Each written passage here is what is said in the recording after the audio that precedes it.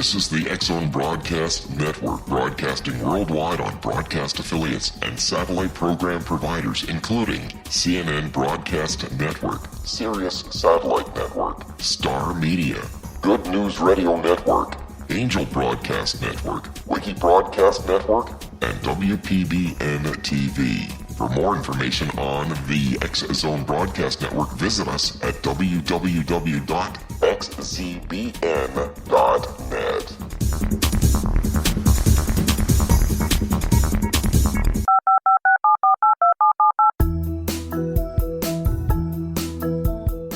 Did you know that when you're on the road with limited data or Wi-Fi, you can still listen to the X-Zone Radio Show with Rob McConnell, The Science of Magic with Gwilda Wiyaka, X-1, Dimension X, Space Patrol, and every minute of the X-Zone Broadcast Network by calling 213-401-0080, courtesy of Audio Now.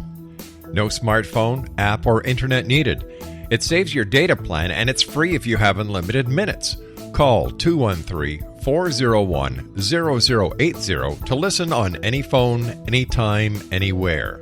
Remember, 213-401-0080 for the best of the paranormal, parapsychology, and sci-fi radio programming anywhere, 24/7, 365.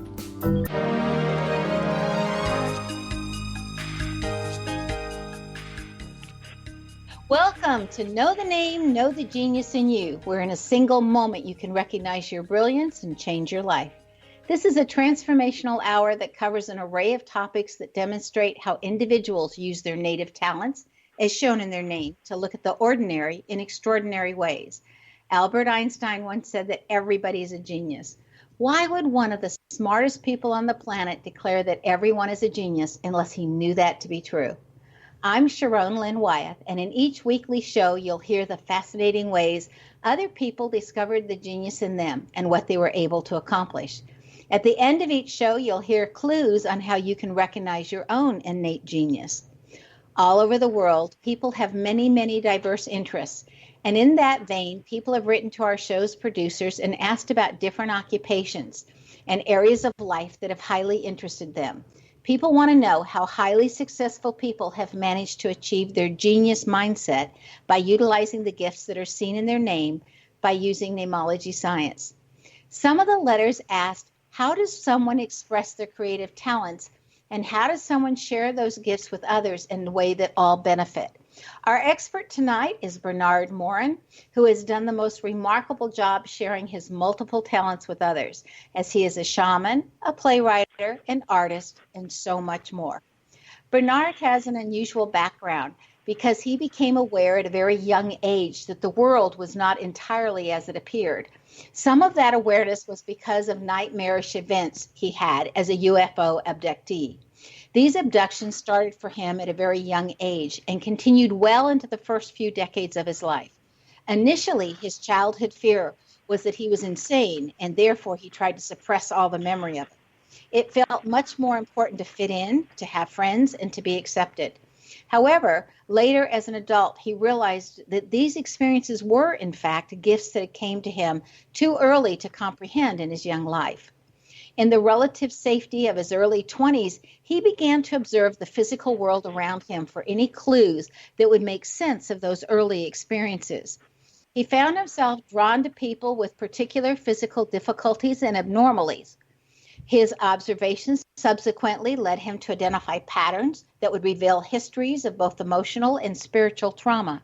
Additionally, he found that he could intuit a person's issues across the street, then at great distances, as if they were right in front of him. This ability led him to question commonly held beliefs about time, space, and question assumptions about illnesses and disabilities. He started to amass a body of observations that still seemed out of step with the world. Bernard felt like a foreigner on the planet. In his mid-20s, he entered the world of advertising and stayed immersed there for a period of almost 20 years. However, in 1988, life and eventually his calling proceeded to wake him up. He was introduced first to traditional Reiki, then to a very gifted healer, the late Eleanor Moore in New Hampshire. And Eleanor's experiences with UFOs and healing in particular served to confirm his own experiences and awarenesses. He finally felt that his early life's experiences had been ratified. He hadn't been crazy after all. His thirst for further understanding led him to shamanism in 1989. Bernard's formal introduction was with the Foundation of Shamanic Studies. During the second course with the Foundation, he recognized that he'd been seeing and journeying since very early childhood, but had managed to suppress it as white noise, mostly out of fear of insanity. Subsequent to this revelation, there followed a trip of self-discovery to witness the work of other shamans in Ecuador in 1995. Though choosing not to be a participant in the use of a sacred psycho-tropic drug available during that journey, he soon realized that he was having the same visions and experiences which were occurring to others who had ingested the drug. It was a revelation for him. Clearly, these altered state journeys were available without the use of drugs, and that he could easily envision other people's dreams and experiences at will. In 1992, Bernard left advertising and started to teach and share his knowledge with others. He now teaches only a few times a year, but because of his abilities, he's able to conduct his individual healing sessions by telephone with anyone in the world. Bernard currently resides in a small town in Canada in the province of Ontario. His name indicates that he has fairness issues. In other words, he wants the world to be fair. His name also indicates that he's quite competitive and desires to be his best at all time. He uses competition to prove his own abilities. Bernard's name also indicates that he's a detective and loves to know the background story of people around him, which I feel from looking at the name is what's really helped him with his current profession. Welcome to Know the Name, Know the Genius in You radio show, Bernard.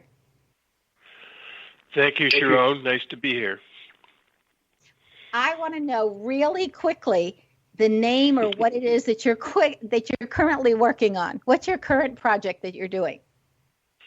I'm currently working to see if I can affect DNA coding in the body. If it's possible to reverse DNA coded propensity, so that people who are born with illnesses that appear to have no known resolution under traditional medicine can actually be shifted energetically. So that's the current one.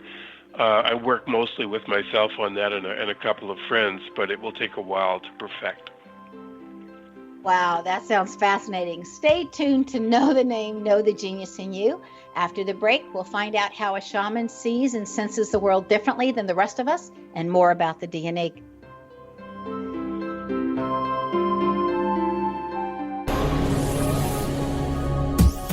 This is the X-Zone Broadcast Network, broadcasting worldwide on broadcast affiliates and satellite program providers, including CNN Broadcast Network, Sirius Satellite Network, Star Media, Good News Radio Network, Angel Broadcast Network, Wiki Broadcast Network, and WPBN TV. For more information on the X-Zone Broadcast Network, visit us at www.xzbn.net.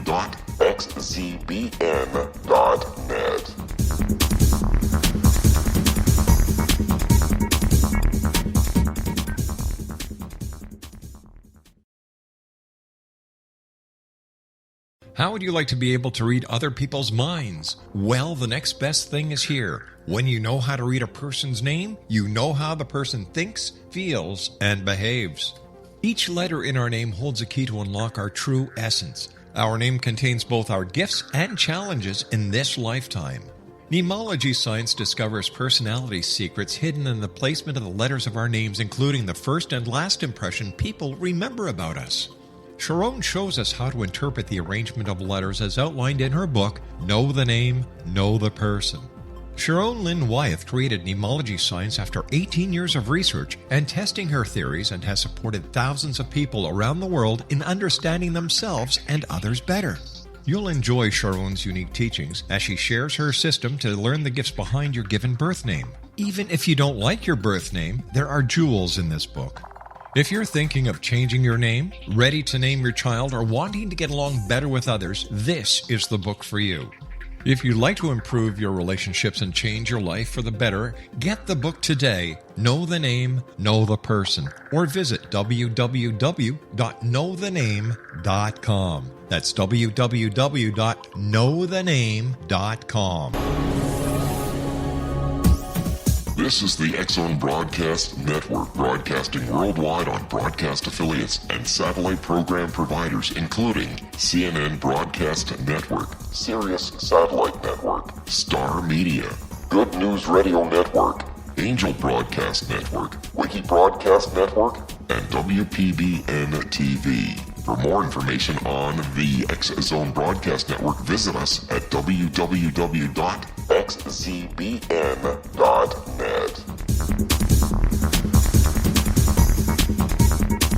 Afterlife expert Roberta Grimes was the first one to say that dying can be fun. Now her best-selling book, The Fun of Dying, is available in stores worldwide. So if you wonder whether death ends life, how it feels to die, or what heaven might be like, The Fun of Dying was written for you. And if you have always been afraid of death, or if you worry that your life has no meaning, let The Fun of Dying ease your fears and bring new meaning to your life. Nothing said in The Fun of Dying is based on the teachings of any religion. Instead, Roberta draws on evidence to explain how death happens, how it feels, and what comes next.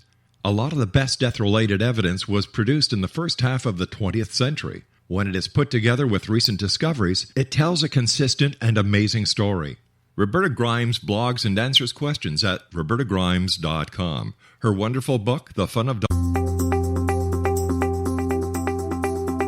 Welcome back. I'm Sharon Lynn Wyeth, and you're listening to Know the Name, Know the Genius in You. Our guest tonight is Bernard Morin. Bernard, please describe to us how a shaman sees the world versus how a non-shaman would see the world. That's a very good question and a very big one. We kind of live, bipolar lives because on one level, we have a life to live. We have to buy groceries, make food, pay bills, do all that. But the second level of it is, and it comes as an invitation to lift out of the body, and that is to see energetically what is moving in the world and how to move that around, or how to really envision or encapsulate an issue, an emotional issue for something or someone, much as, I guess, a cloud or cigarette smoke or something. It has that kind of shape to it, and then it can be manipulated. It can be changed and made less toxic, or it can be revealed for what it is inside. So we see things in energy doesn't really totally describe it, but we see it much more as a movement of air. But that air, wow, this is hard. It's like water on a glass window. You know how it distorts the image when it's pouring down? That's kind of what the energy looks like for me. So as an instance, I just spent some time in Asheville, and Asheville was in the center, Asheville, North Carolina, was in the center of several forest fires, and the smoke was circulating up and through Asheville, which made it very difficult to breathe and almost impossible to go outside. And I thought, okay, why am I here? And as I questioned that within myself, I could feel myself lifting out of my body slightly, which meant this is where the work is. And I decided the best thing to do was bring rain in, because it is a drought area. And then I had to think about, where is it wisest to bring rain in? Do I steal it from another area locally? Do I go farther out to where weather originates? Is that on the jet stream, or is that on the West Coast? And I determined it would, for that area, would have to have been the West Coast off California. So I pulled in a series of storms that were about 2 days apart, but not heavy downpours that would cause flooding, but light enough so the ground could accept it and use it and absorb it, and then another wave would come in. And in the middle of doing that, you feel this energy come through your body that is very affirming for what you're doing. And I can't tell you, it's like having wind beneath the wings as you fly. It's a really a lovely feeling, but it always has to be done with respect for natural order. Does that answer your question? Yeah, so you're looking at the world differently. It's interesting that you mentioned the weather, because J.J. Dewey, who's a very prolific author, has literally written a ton of information on how a group consciousness or thoughts affect weather patterns. And right. When I was in Thailand, they mentioned there, I noticed that there were no fire departments. And the lady I was studying with there said, we don't have a need for fire departments because we don't have fires. And I went to an event where different kites were being put up because it was a big event with all these kites everywhere. And some of them would fall back to the earth and start a small fire. And regardless whether it fell in a tree or on the ground, it would evaporate and it would burn itself out immediately. And nobody would rush over and put water on it. So the fact that you were stating that you pulled in the rain, I mean, I found that really fascinating because it ties in with what J.J. Dewey's doing and how Thailand, that whole community, believes. That's right. And native shaman can summon all kinds of weather if it's for a high purpose. So if anyone has read Rolling Thunder by, I think, Dan Boyd, he talks about how Rolling Thunder was able to bring a tornado up to the door of a prison where a young native man was being held in order to release him. He didn't have to use it in that fashion. He just said, look, if you don't hand him over, I'm going to send this through the building. So weather responds to thought and group thought, and to mass consciousness. I think it's something that we've probably not quite understood in the depths that we can. And it's not something I ever fool with. I used to joke and say, okay, I don't do barbecues and weddings. But if it's life threatening, and if there's a huge damage possible for the environment, then I act. I respond to it. I ask myself, is this where I'm supposed to be working? I feel the energy lifting me out of my body, and then I know that's how I work. So how did becoming a shaman change your life? I think the biggest way it changed was it ratified the early part of my life, because I always had trouble focusing.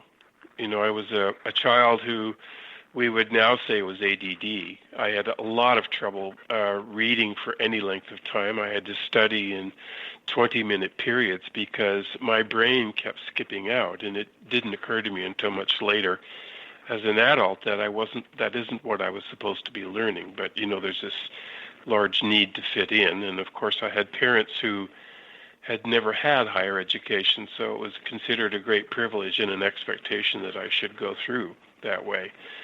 But as soon as I hit this work, it was like within me just a massive aha. It's like, this is who you are. I still keep it under wraps, meaning I don't want to intimidate people with it, because once they realize you're capable of seeing things in a different way, they become a little uncomfortable, much like they're standing there in their underwear. And I don't want that. So I do keep it under, and that's why I like working on the phone with people, because we don't have to present each other to each other rather formally, but it can be done on the phone with far more efficiently, actually, than it would be in person. So it's changed my life a lot. I've heard a lot of people that have had sessions with you, and they are most pleased. So I'm really curious what a session looks like and what can people expect in a session from you. When someone books a session with me, it's really a commitment to work with me in the energy. And so from the moment they actually make the booking, even though the session itself may not take place for a couple of weeks, I'm with them in the energy. In other words, they're pulled into this envelope of energy in which enormous change is possible. So for the couple of weeks or days leading into the session, someone will have an enhanced dream life, or they will feel a surge of energy, or magical things will start happening around them, such as animal behavior. Unusual animal behavior is very common. Birds and butterflies and wolves and deer and owls and all these animal hawks will start appearing in one's life. And as we move into the session itself, it's almost as if the majority of the work that needed to be done was prepped in that period, so that when we are speaking on the phone, it can come to a conclusion so that someone isn't left in some form of chaos. It's a large move within the body of the session. I then follow that session for 2 weeks, so it comes to a point of closure, because there aren't other people really doing this work. You do need to offer support to people. So in the course of the session, it starts with a conversation, and someone simply needs to give me 3 or 5 words. I'll say, "Have you had any dreams?" And they'll start. And as soon as I feel the lift, I know I've got the avenue to run down. So I visually see what their dream is, what they're going, what's around them energetically. I have a capture of their energy field, of the person they are. And then around that, like movies, I can get to see their history, what they're going, and what has been a problem. And if a problem presents itself, it will appear very often as the figure of someone behind them or down the road. And I would say, "Do you feel anybody around you?"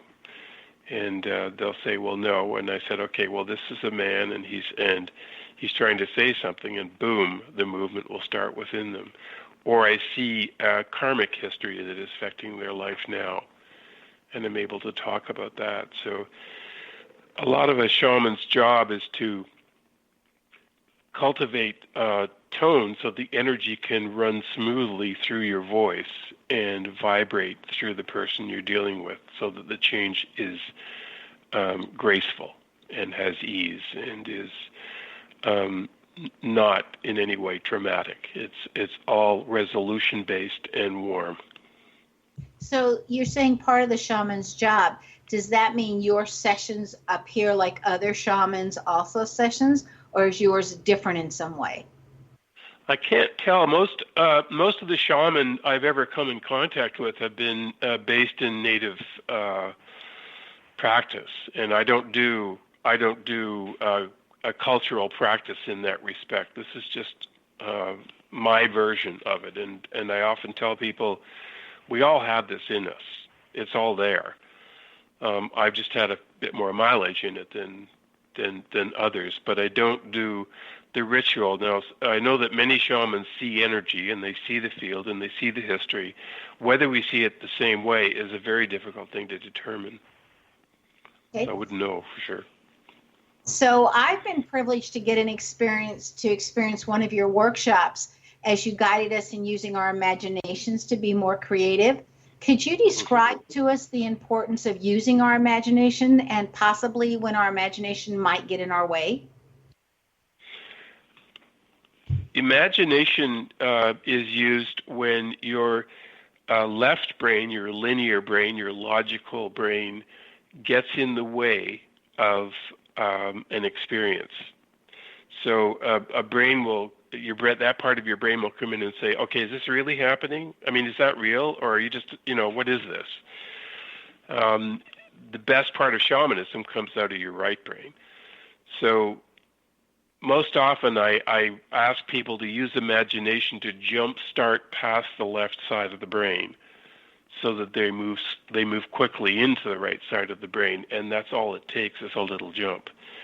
Now, there are people, usually they're men, who are so left brain bound that they don't think they're having an experience. And I always take great joy in these people, because I can tell by the energy above them that they're having it. It's just that their left brain won't give it to them in a way in which they recognize. And those people usually call me within a few days saying, "Oh my God, you won't believe what's happened. It's just all this is happening." It's just that their brain was in the way before. So the role of imagination is to skip past that left brain part. Okay. I find that fascinating when you're talking about both the left and the right side of the brain, because as so many years of a teacher, I've realized that people learn very differently depending on which side of the brain is dominant. Please stay tuned to Know the Name, Know the Genius in You. After the break, we'll find out about some of the different ways that Bernard has assisted people heal.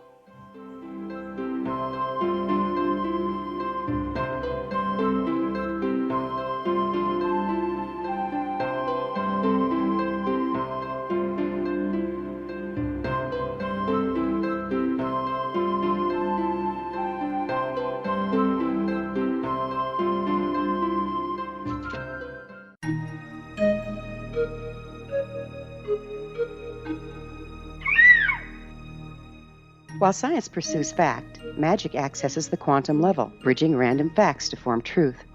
As long as science and magic remain separate and polarized, the truth cannot be known. I'm Gwilda Wiyaka. Join me on the Science of Magic radio program, dedicated to unification and evolution of consciousness. During each episode, I'll be speaking with experienced and respected scientists and mystics. From astrologers to astronomers, from medical doctors to shaman, the scientific method to dowsing and intuition, we'll weave together information from seemingly divergent practices to promote unity and enlightenment. Join me, Gwilda Wiyaka, and the Science of Magic right here on the Mutual Broadcast Network.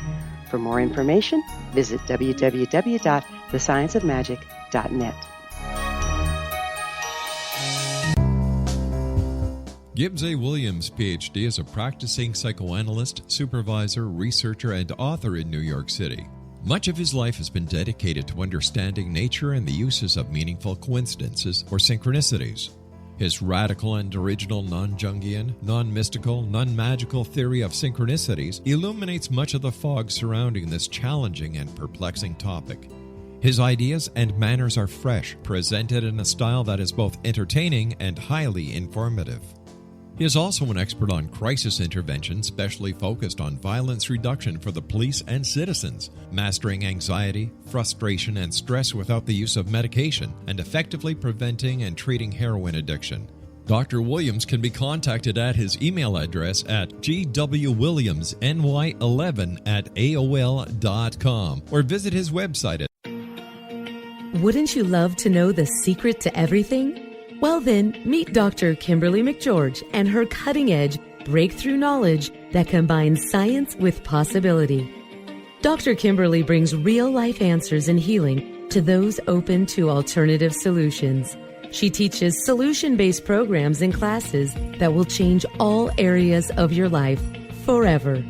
Specializing in conscious creation, intuitive readings, and energy medicine, you can rapidly shift health, relationships, business, and money and abundance challenges quickly. Receive her best-selling book, Secret to Everything, at no cost by going to secrettoeverything.com/X-Zone. That's right, transformation can start now. Just go to secrettoeverything.com/X-Zone and receive Dr. Kimberly's book for free. Afterlife expert Roberta Grimes was the first one to say that dying can be fun. Now her best-selling book, The Fun of Dying, is available in stores worldwide. So if you wonder whether death ends life, how it feels to die, or what heaven might be like, The Fun of Dying was written for you.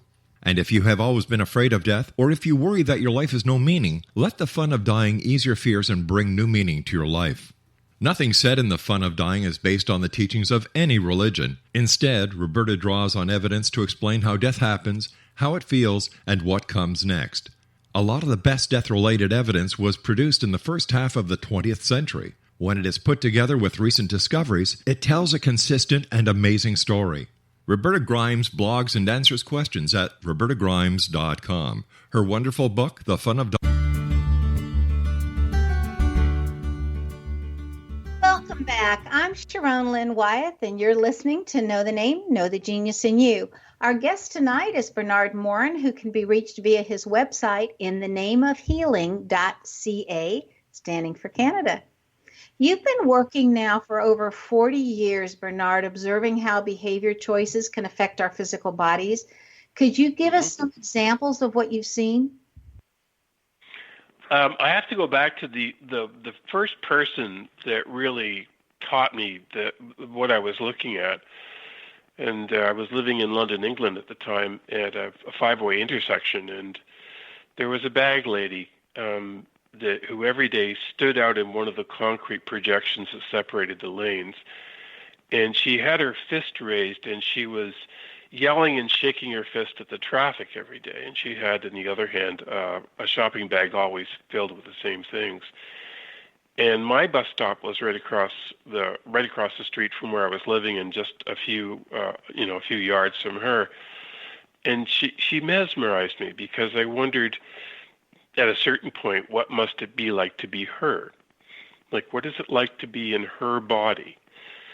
And so I decided that if I could take on her body posture, maybe I would learn something.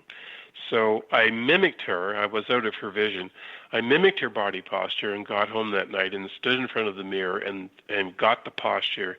And then I walked around the room like that for 20 minutes. And then all of a sudden, I knew what had happened to her, that she had been raised in a family with a number of children. Father was quite an authoritarian, and his belief was that children should be seen and not heard. And she was really kind of beaten down as a child and had this enormous anger about it. And so there she was, out raising her fist and being angry with something that couldn't talk back. Occasionally she'd get the odd horn from a passing motorist, but it just allowed her to sort of, go into it deeper. And I realized her whole posture was kind of hunched forward and tight, and it was tight around her heart. It was like she was protecting her heart. And as that progressed, I started noticing anyone who walked in an unusual fashion. I would mimic them from a distance and could figure out exactly what had happened to them just by taking on the body posture. So that's how it all started initially, and it developed into a way of reading the body, which progressed for me for a couple of decades until I met Eleanor Moore. But I also realized that if I'm talking to someone, that my right hand would want to go to a certain part on their shoulder, and if I had permission to touch somebody there, their whole body would relax and unravel. And I thought, okay, my hands are more intelligent than my brain here. My real intelligence is in my hand. If I just let my hand tell me where to work, then that will reveal what I need to know or do what is needed. I also discovered that my eyes tell me where to work. So I'll find myself staring at someone and not realize I'm staring at them. And it's like I'm busy thinking on something and realize, okay, wait a minute, you're staring at this person. What is it about this person that is taking your attention? And that's where either healing is needed or where I can learn. Do you ever, when you're doing that and you're pulled in because you realize that you're staring on somebody, ask permission to heal them even though they're not consciously aware? I always ask that permission of their spirit. And I started addressing their spirit because consciously they may be uncomfortable because I'm a stranger, but their spirit would know. So I asked the spirit if it's appropriate or right for me to send energy to this person who doesn't know me at all and doesn't know what's happening particularly, but I trust that they will get what they need. You also paint, and those paintings sell. So how does that relate to your shamanic journey? Are they connected in any way? Yes. You're very sharp. I started painting with a very definite idea that behind my paintings would be an energy that would cause healing for the right people that looked at them. So I never really created art for anyone else. It was always that, and very often, and most often, it just would fly out of my unconscious, and I would be painting and getting lost in 15 layers of paint, and stand back and say, okay, what is that? What is it about? And there was one very strong moment. This is when I was living in Newfoundland, when I did a piece, and I thought, gee, I wonder what that's about. What has been bothering me lately that may be a symbol of? And what had been bothering me is that all wars seem to be started by men. And I thought, and the aggression in the world is really promulgated by men. And in most cases, those men are nothing without women. And I thought, who supports the women? Where does that come from? And the painting is all about that. And I had just put it on the wall in the studio and was standing back, and it was open to the public, and this Iranian doctor and his wife and 2 children walked in. And he stood in front of it for almost 5 minutes, and he turned to me and he said, "That's about women." And I thought, it's finished. So that's what I'm doing. And my favorite was, because it's abstract, I had people visiting there, and they said, "Oh, we'd like to see your artwork." So I took them downstairs, and the one woman said, "Oh, I've never really understood abstract art. I just don't get it at all." Right? And then she stood in front of one. She said, "But I like that." And I said, "Go look at the title." And the title was, "I like that."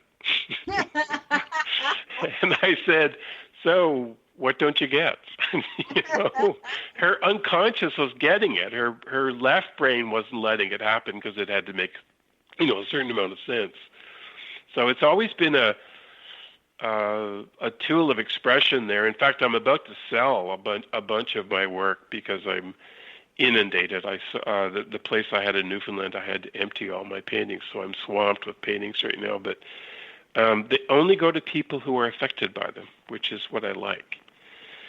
People will stand in front of them and say, "Oh my God, what's that about?" or "Who painted that?" or whatever, and then I know it's speaking to them.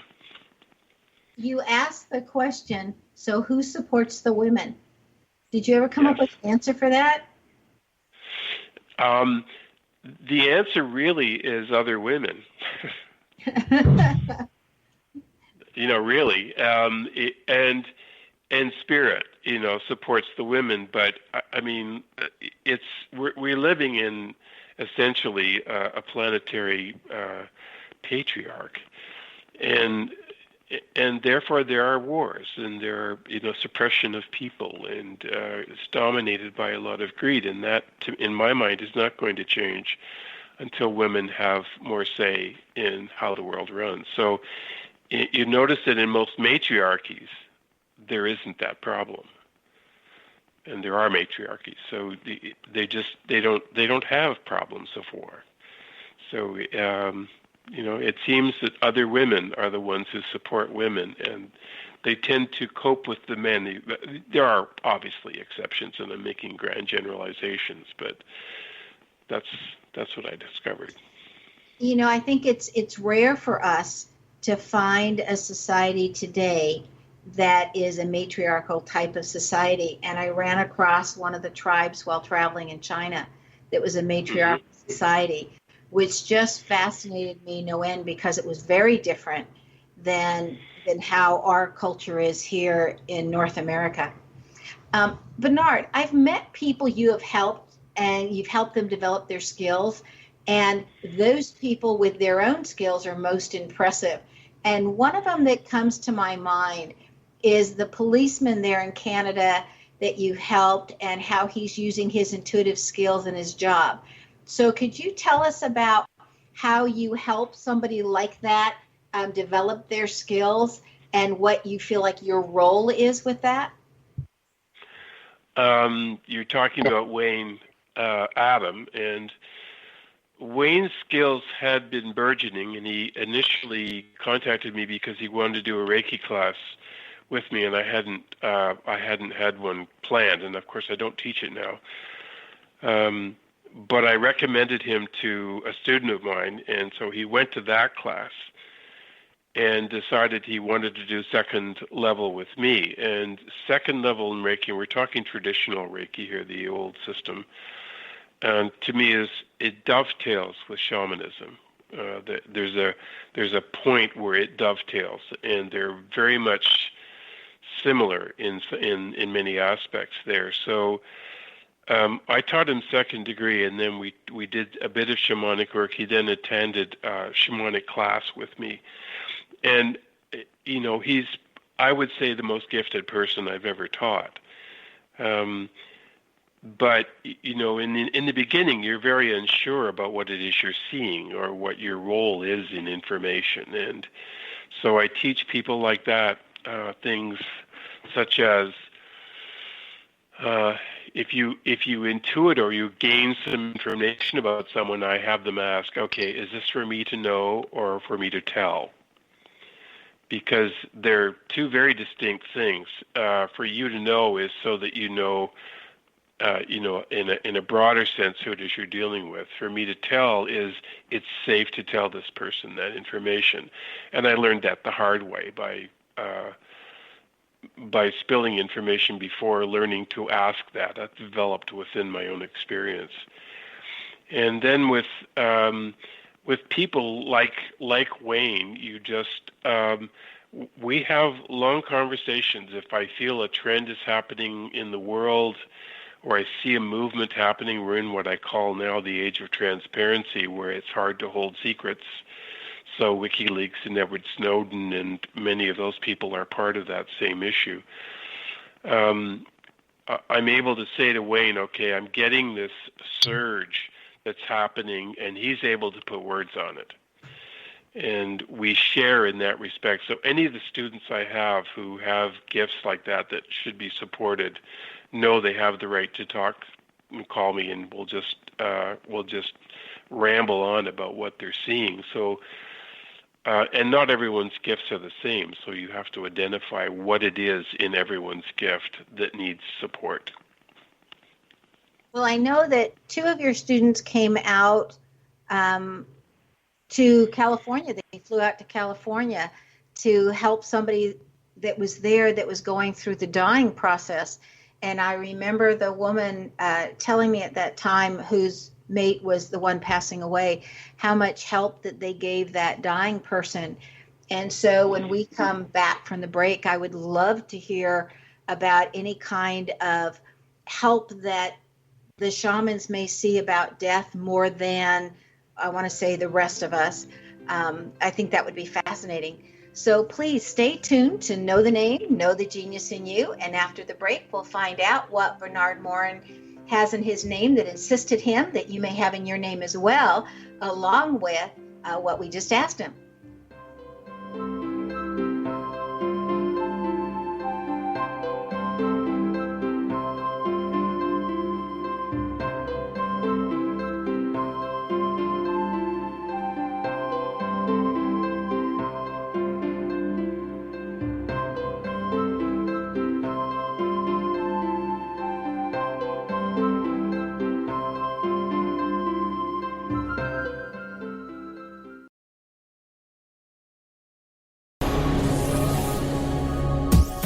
This is the X-Zone Broadcast Network, broadcasting worldwide on broadcast affiliates and satellite program providers, including CNN Broadcast Network, Sirius Satellite Network, Star Media, Good News Radio Network, Angel Broadcast Network, Wiki Broadcast Network, and WPBN TV. For more information on the X-Zone Broadcast Network, visit us at www.xzbn.net.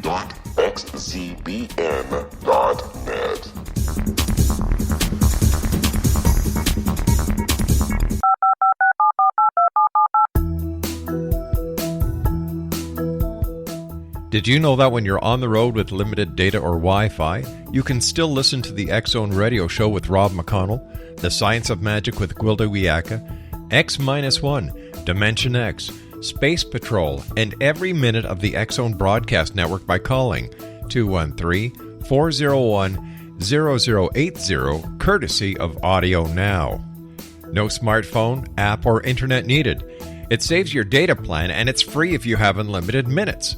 Call 213-401-0080 to listen on any phone, anytime, anywhere. Remember 213-401-0080 for the best of the paranormal, parapsychology, and sci-fi radio programming anywhere, 24/7, 365.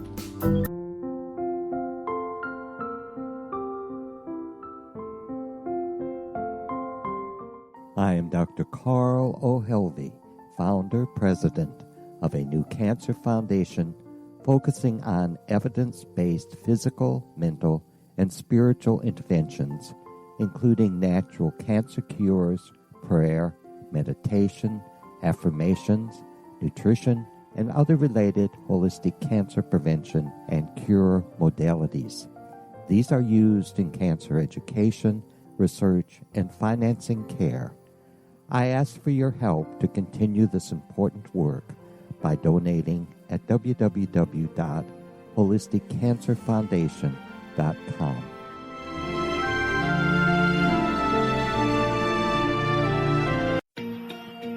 Wouldn't you love to know the secret to everything? Well then, meet Dr. Kimberly McGeorge and her cutting-edge breakthrough knowledge that combines science with possibility. Dr. Kimberly brings real-life answers and healing to those open to alternative solutions. She teaches solution-based programs and classes that will change all areas of your life forever. Specializing in conscious creation, intuitive readings, and energy medicine, you can rapidly shift health, relationships, business, and money and abundance challenges quickly. Receive her best-selling book, Secret to Everything, at no cost by going to secrettoeverything.com/X-Zone. That's right, transformation can start now. Just go to secrettoeverything.com/X-Zone and receive Dr. Kimberly's book for free.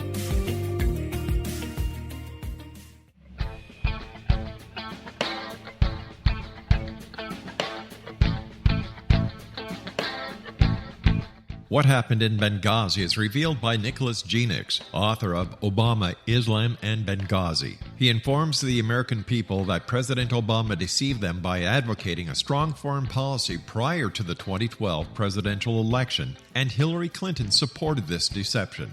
As the title infers, there is a connection between Obama, Islam, and Benghazi.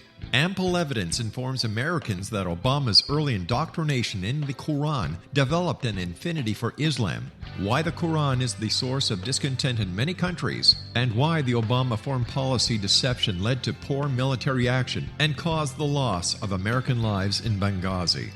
Genix provides 36 questions for the Select Committee on Benghazi to validate if Americans are justified to mistrust President Obama and Hillary Clinton. An overview of Obama, Islam, and Benghazi is presented on the website www.futureofgodamen.com. That's www.futureofgodamen.com. You're listening to the X-Zone Broadcast Network, www.xzbn.net.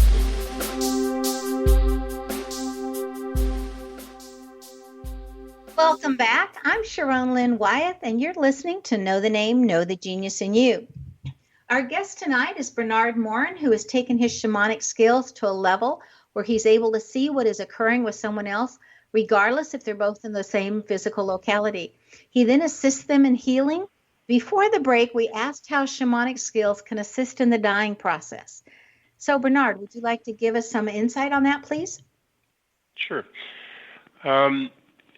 For me, when someone is dying, it's really someone who's in the cocoon stage, and they're about to emerge as a butterfly on the other side of the veil. Now, I can go back and forth on both sides of the veil, and I'm very comfortable on both sides and have absolutely no fear of death because of that.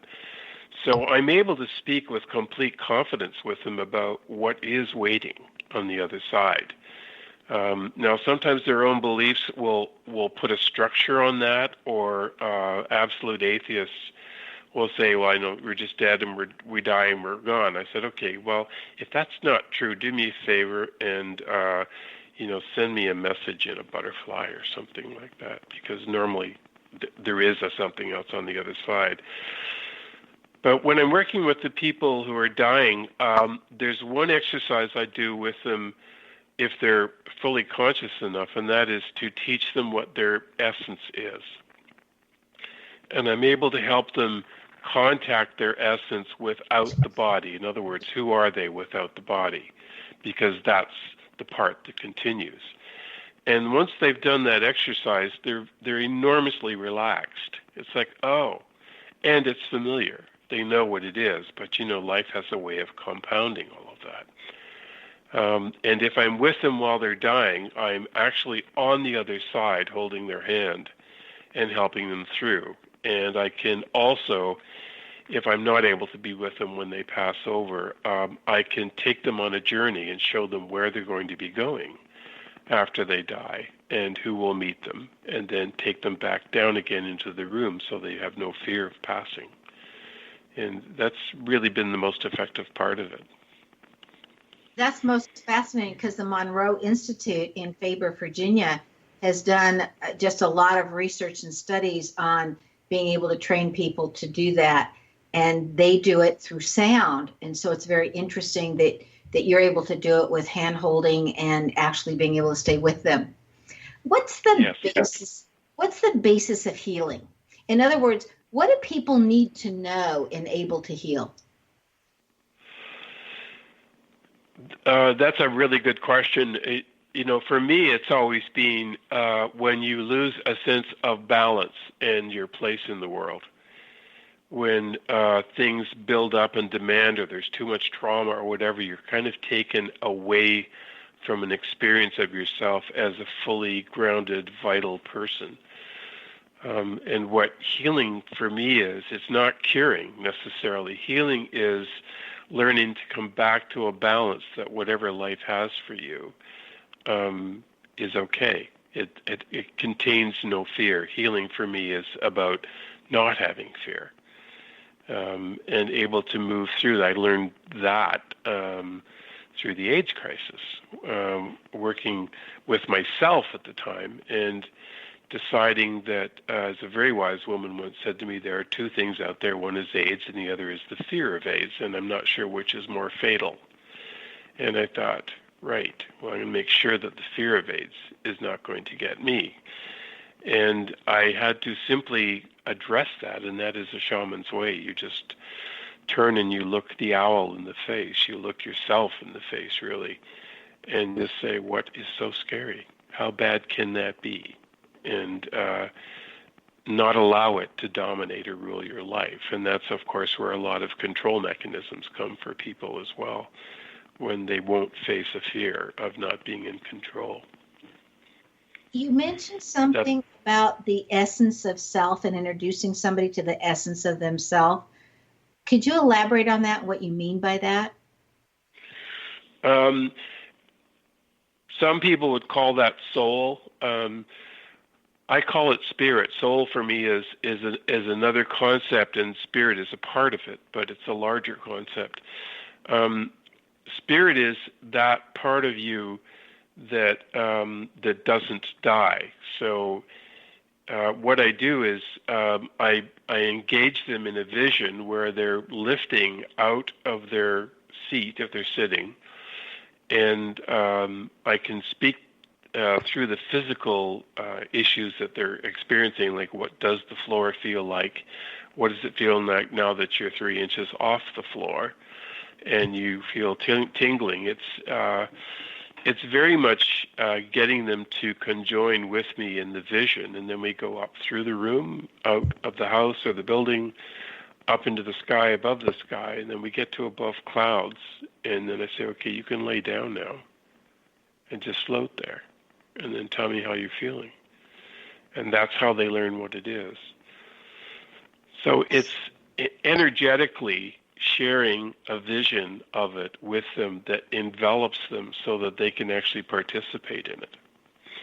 I suspect in a way it's what hypnosis can feel like for some people. But it isn't. It's just managing to extend the vision and the energy that it takes to have that experience to include them so that I can take them to where that goes. If you could change one thing about people's understanding or how they looked in the world because of your own experiences, what would that be? That would be to befriend fear. Fear is the flag that's waving that you don't want to look at, that says, work over here. This is where your growth is. And don't be afraid of it. It's a flag saying this is what you have to address right now. And otherwise you're going to be spending the rest of your life dancing around it, or, compressing your being, or, tightening your being around that fear, or trying to control other people. If you just look at it saying, okay, why am I afraid of that? Is that real? A lot would change. In your website that you have in the name of healing.ca, I would love to know what you meant by that, in the name of healing, because I happen to think names are so important. And so what was your intention when you named your website in the name of healing? Sharon, it just came out of me. I was looking, I was trying to come up with something, and I thought what it's about is, it's everything I do is in the name of healing. And I thought, yeah, it's a little cumbersome, but it does speak to what it is. And it just felt like the right thing to name it. And I know it's long, but people remember it. It's great. Well, I was just fascinated by it because, with namology science, every name has energy that's into it and resonates to a vibration. And so when you're talking about in the name of healing, I was looking at those letters and what it all meant, and just calling something by its name is incredibly powerful. It's interesting to me, all the different experiences that you've had. And so very briefly, would you mind addressing your UFO experience? The UFO experience started, I think, when I was about 3, but my first real memory of it was around 5 years old. But I knew to be afraid then, because it had obviously happened before, but it would happen in my sleep. And I would be unable to move except for my eyes, and this strong light would appear outside my window, and I would be terrified, of course. And the next thing I knew, I was outside of the bedroom, and I was in a space that we would now call a mothership, on a small stage with other people lined up, and only able to move my eyes, and in absolute and complete terror. It kept happening, and I didn't seem to have any control over it. But what it did tell me is, there's a lot more going on in this world than anybody's admitting to, because I couldn't have been the only person. There were these other people there.